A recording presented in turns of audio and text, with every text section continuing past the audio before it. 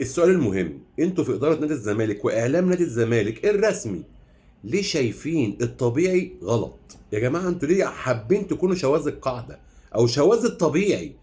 ايوه الطبيعي ان ادارات الانديه تحترم عقودها وتدفع حتى لو في شروط جزائيه. اللي مش طبيعي اللي انتوا بتعملوه.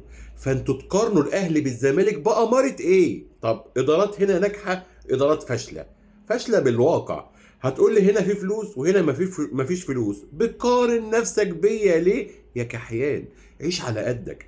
لكن تيجي تقول لي النادي ده زي ده، ما هو في مدير فني طلع فضح اداره نادي الزمالك بان انتوا ناس مش محترمين للعقود، مش عارفين حتى تنهوا بنهايات محترمة. ولكن تقول لك اصل في مدربين مشيوا، وطبعا في شويه كذب اتقال في السكه كده من نيره الاحمر عضو مجلس إدارة نادي الزمالك، شويتين كذب كده اتقالوا تدليس، بس ما علينا. النادي الاهلي اللي هيحاسب مش انا.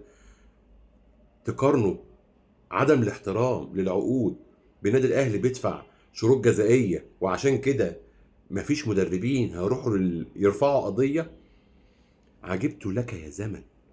بقى من امتى عدم الاحترام بيقارن بالاحترام؟ وملعب ايه؟ ده كلام هجايص.